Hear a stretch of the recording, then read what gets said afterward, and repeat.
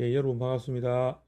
예, 오늘 공부해 볼 거는 좀 옛날 이야기입니다. 옛날 이야기인데 좋은 문구가 있어서 사행도에서도 접목을 우리가 많이 하는 부분입니다. 많이 하는 부분이고 해서 같이 한번 문구를 한번 생각해 보면서 공부를 해보려고 합니다. 내용이 좀 오래된 내용이지만은 그래도 뭐 여러분들이 지금 또 다 이렇게 서 있는 부분이기 때문에 잘 들어보시면 참 상당히 좋은 내용이구나 이런 것을 이해하실 수 있을 겁니다. 예, 한번 해보겠습니다. 그리고 이제 제가 이 텍스트 글로서 조금 정리해 놓은 것도 있으니까 카페나 블로그에 가셔가지고 보시면 되겠습니다. 예, 그래서 오늘의 주제는 이제 여기 제가 환생이라고 적어놨습니다. 환생이라 하는 주제로 가지고서 해보는데 요거의 문구는 그 아래쪽에 이렇게 내용은 낙록자라는 글에 낙록자 이 서자평에 줍니다. 서자평이라고 우리 공부하시는 분들은 서자평 선생이 누군지 아시죠? 예, 아시리라 생각하는데 이 서자평 선생의 글입니다.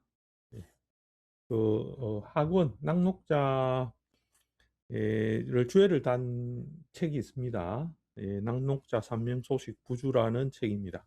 그 책의 문구가 있습니다. 그래서 굳이 안 찾아봐도 됩니다. 뭐 책이 어렵기 때문에 그냥 책이 좀 복잡하거든요. 어렵다기보다는 좀 복잡하지. 예, 이해하기 어려운 부분이 많이 있어서 굳이 안 찾아보셔도 됩니다. 그런데 어쨌든 거기에서 있는 구절에서 제가 가져왔습니다. 내용의 전문은 제가 카페에 올려뒀기 때문에 블로그나 카페에 올려뒀습니다. 그래서 거기서 이렇게 다운받거나 글을 읽어보시면 됩니다. 그러면 뭐 내용을 쭉 한자와 같이 있으니까 예, 보시기 바랍니다.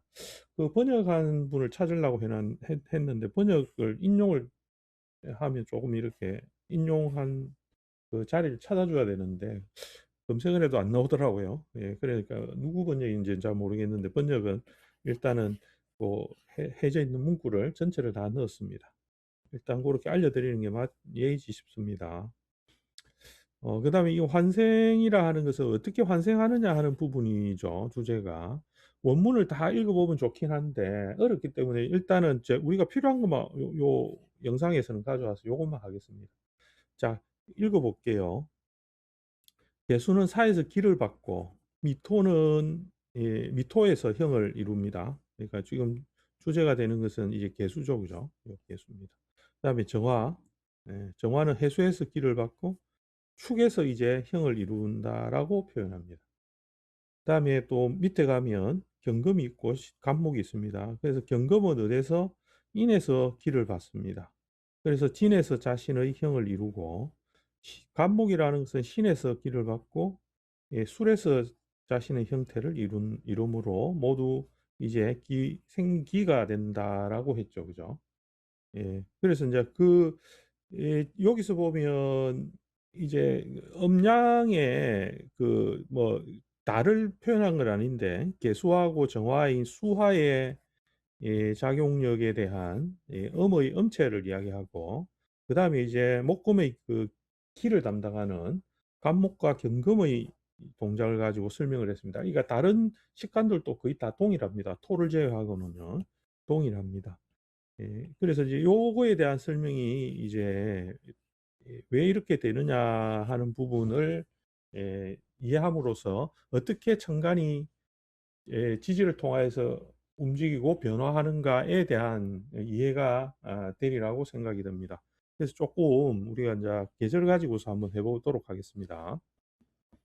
우선은 개수가 사에서 기를 받는다라고 했습니다. 그러니까 기본적인 것은 개수라는 것은 어떤 작용의 변화를 하느냐 하면 자에서부터 시작하여서 어, 자에서부터 시작하여서 위로 오르는 작용을 하기 시작합니다.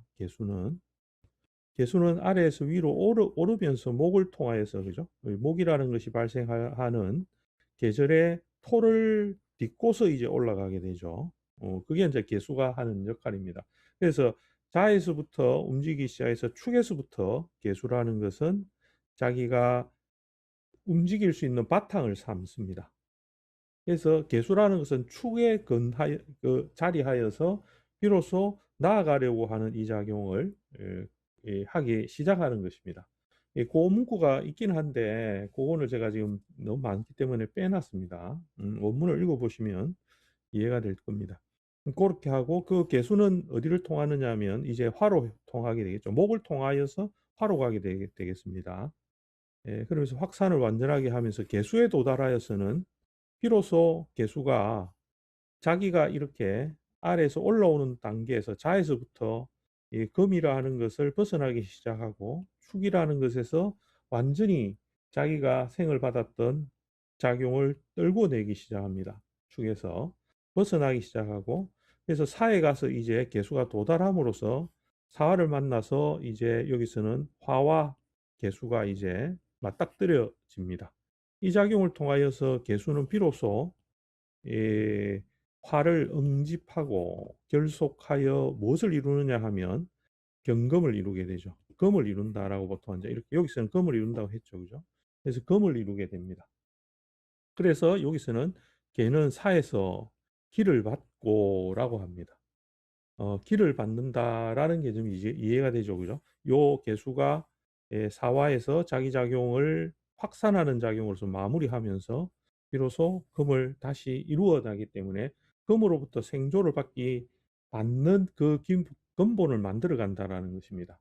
그리고 나서 미에 가서는 이제 완전히 인묘가 되겠죠, 그죠? 인묘가 됩니다. 인묘됨으로 하여서 비로소 이 자리에서 무엇을 만드느냐 하면 금의 그 실체를 이제 완성하기 하게 되는 준비를 완전하게 끝내게 되겠죠, 그죠? 그래서 여기서는 미토라는 것은 금을 이루는 그 형질의 바탕이 되는 토가 되는 것입니다. 그래서 여기서부터는 형을 이룬다 이렇게 해놨죠, 그죠? 고작용이 그래서 우리가 가만 따지고 보면 개수라는 것은 결국 자기가 완전하게 희생함으로써 자기가 타고 왔던 그죠? 자기가 화로 가기 위한 이 작용에서 타고 왔던 이 목의 상태를 전부 다 여기에서 버림으로 해서 다 버림으로 해서 다시금 금이라는 것을 얻게 되는 과정으로서 돌아가게 되는 것입니다. 이게 개수의 순환이죠, 그죠? 그럼 정화도 동일합니다. 정화도 그 반대로 딱 해버리면 되거든요. 정화도 해에서 자기의 그 끝자리에서 그래서 정화라는 것은 병화가 확산을 끝마치고 나면 수렴하는 과정을 통해 정화가 내려가게 되죠, 그죠? 화를 모아가면서 내려가게 되는데 해에 도달하여서 비로소 그 해에서부터 정임합을 하죠.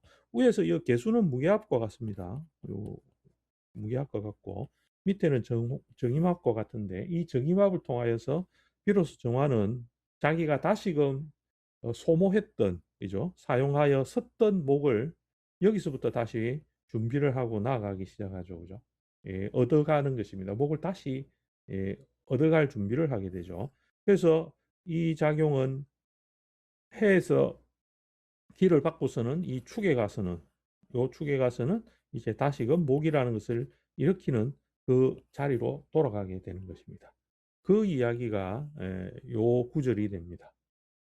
근데 이제 스자평은 그렇게 이야기했지만 낭록자는 더 어렵게 이야기를 해놨거든요. 그걸 이제 스자평 선생이 이렇게 좀 풀어난 겁니다. 자, 그래서 생을 만나는 것이 됩니다. 이거 생을 만난다라는 표현을 좀 해놨거든요. 이거 한자를 찾아보면 만난다는 뜻을 해놨고, 이제 경신을 다시 돌아보겠습니다. 경신은, 경신이 아니고, 경금관목은 어떻게 되는가 한번 찾아봅시다. 예. 이게 두 개를 이렇게 양분해내라는 것은 양의 그 갑과 경금은 목이라 하는 것과 금이라 하는 전체적인 음양에서의 그 물질을 담당하게 돼요. 기를 담당하게 되고 개수와 정화는 기운의 작용을 담당하게 기를 담당하는데 기의 작용에서 다음 단계로 물질을 이루는 것을 이야기합니다. 그러니까 목과 금을 다시 만들어나는 작용을 정과 계가 하게 되고 갑과 경은 다시 수와 화를 이끌어가는 작용을 다시 하게 되죠, 그죠? 그래서 이 작용을 두 개를 대별해서 이제 설명을 해놓은 것 같아요. 이제 그런 의미로서 요거를 관찰해 주는 것도 하나의 포인트가 될 것입니다.